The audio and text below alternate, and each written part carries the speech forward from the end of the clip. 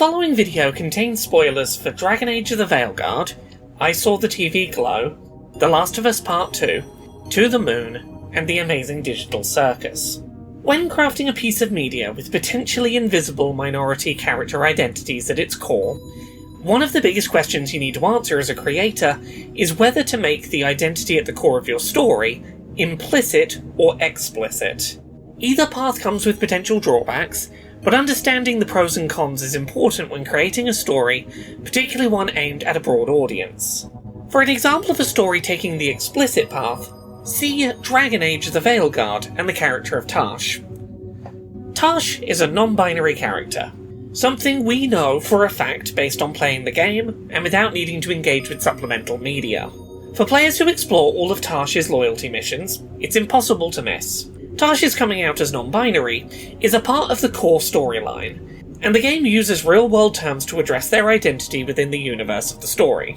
Some players complained that real-world terms for gender identity felt out of place within the game's setting, but it cannot be denied what Tash's identity is. Nobody online attempted to deny that Tash was non-binary, because the narrative gave no room for doubt on that subject. Tash's pronouns are established as they, them, and are solidified in an emotionally significant scene where their mother uses the correct pronouns to show they've come to accept their child for who they are. The narrative goes out of its way to make clear the character isn't simply bucking against gendered expectations, they are explicitly confirmed to be non-binary. Another example of a game with explicit representation is Tell Me Why, a choice-based narrative adventure game where a pair of siblings return home after many years to investigate their mother's death. One of those siblings is a trans man named Tyler, whose journey in part involves exploring his mother's relationship to his gender transition. Tyler's status as a trans man is very much explicitly addressed. Characters who knew him as a child need convincing that he is who he claims to be. His childhood notebooks are an experimental playground of name trials, and a leaflet in his mother's study shows that she was making an effort to accept his identity as a trans man around the time that she died. Tyler is also played by a trans man, and basically nobody attempted online to deny that this was the character's identity.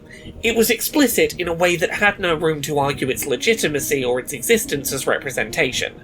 Implicit representation comes with a whole different set of potential drawbacks, which I would argue often outweigh those of explicit representation. Back in 2020, The Last of Us Part 2 was initially released. During the game, players meet a character named Lev, played by Ian Alexander.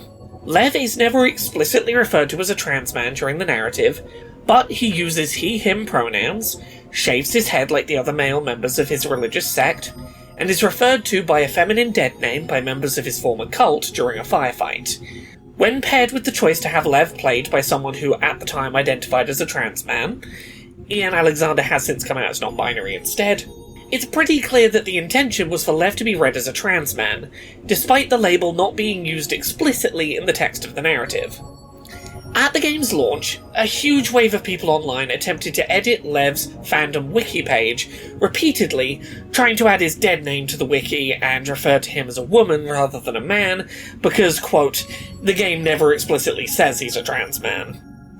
Frequently, the retort from those who refused to accept that the character was trans came in the form of suggestions that the matter was, quote, open to interpretation. If the media didn't literally say the words trans man, then it was fair game to loudly declare Lev was female instead. Season 3 of the TV adaptation of The Last of Us is currently in production, and the show's creators have decided not to cast a trans man performer to play Lev in the show. A disappointing number of people online are championing this as, quote, proof that Lev being a trans man was, quote, only ever a headcanon, and returning to the assertion that the character was never meant to be read as trans in the first place. This past week saw the online premiere of Episode 9 of The Amazing Digital Circus, the show's finale.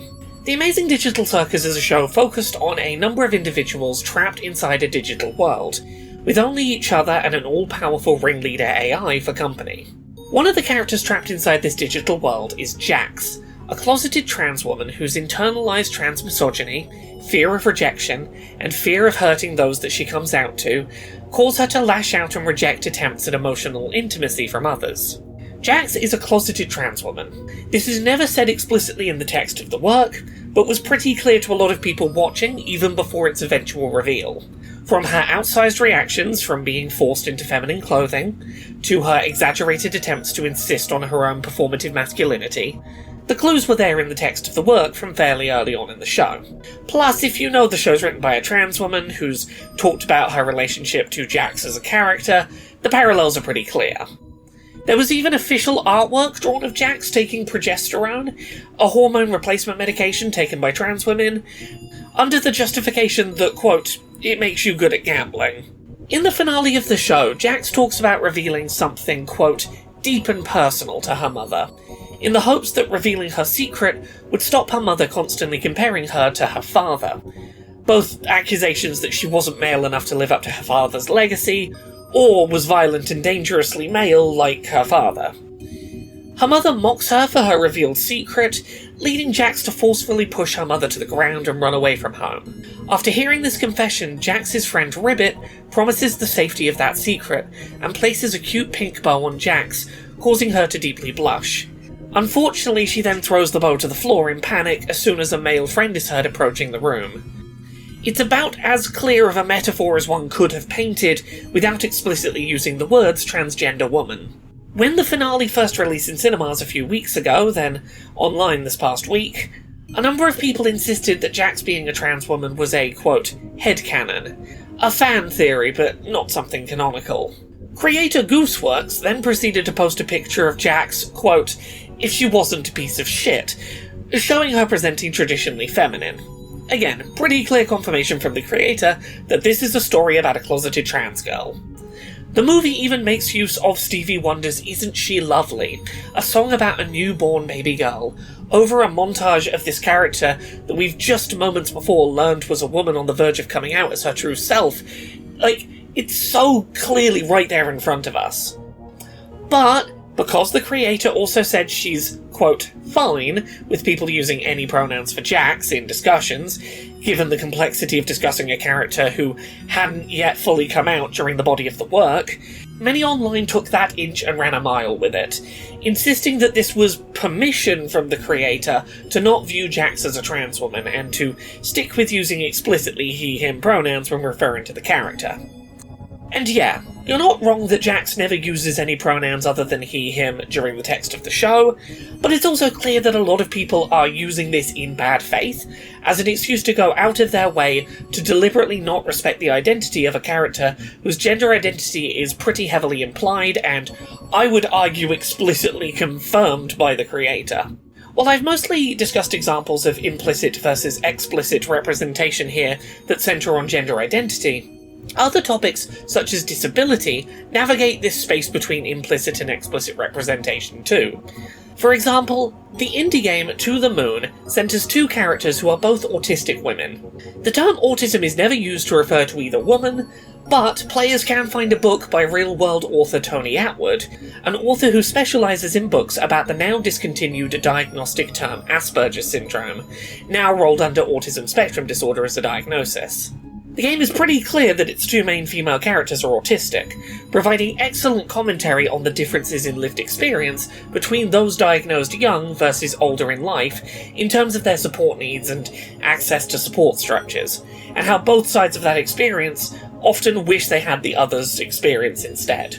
It's a beautifully moving story about autism, only confirmed explicitly to be about the autistic experience if you find clues left in the text and follow them to their formal, outside-of-the-game confirmations.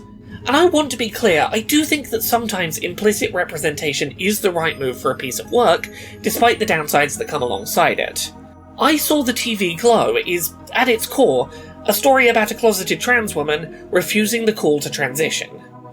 Where The Amazing Digital Circus focuses on someone violently and aggressively resisting transition, I Saw the TV Glow is a slow, creeping horror story about the life-ruining cycle of depression that can result from decades spent ignoring something fundamental to your soul. Both I Saw the TV Glow and The Amazing Digital Circus are honestly very similar cautionary tales about the fact that trying to ignore your transness won't generally make it go away, it'll just manifest in ways that are deeply unpleasant to live through. While I think that I Saw the TV Glow and The Amazing Digital Circus ultimately draw very similar conclusions about the destructive nature of resisting gender transition, I Saw the TV Glow far less frequently sees people attempt to deny that it is at its core a story about transition. That's not to say those denials never come. I've heard some bonkers counterclaims about what that story is trying to address, but it's less frequently misinterpreted than other implicit stories about transness. Why is that? It's hard to know for certain, but I believe a big part of it is simply audience expectations. If your implicit story about a trans character is a standalone work, one mostly known as that trans horror story, people come to it knowing that context and look at it through that lens, primed. The Amazing Digital Circus, by comparison, was not sold to its audience as a narrative that would be in part about transness. Trans people in large spotted where the story was going, because we understand the tropes being laid out. Many of us remember periods of leaning heavily into birth gender to try and push away the urge to come out. We're primed to spot those implications where a broad audience may not be. If transness, for example, crops up fairly deep into a narrative that wasn't sold as being about transness, as was the case with The Amazing Digital Circus or The Last of Us Part 2, that tends to be where you experience that audience resistance to an implied trans reading of the narrative. The same, I believe, is true for other forms of implicit representation. If the genre of the work isn't priming audiences, or past episodes haven't primed audiences, then a wide number of people will reject the idea that a narrative is subtly and later on within its narrative being written to tell someone else's story. I'm not suggesting that explicit representation is inherently better or worse than implicit representation, but I do believe that implicit representation will always take more skill to navigate, and will forever be more at risk of a character's identity being erased by large portions of your fanbase. Thank you so much to this month's Patreon backers who help make this show possible. You can support the show and everything I do at patreon.com/LauraKBuzz.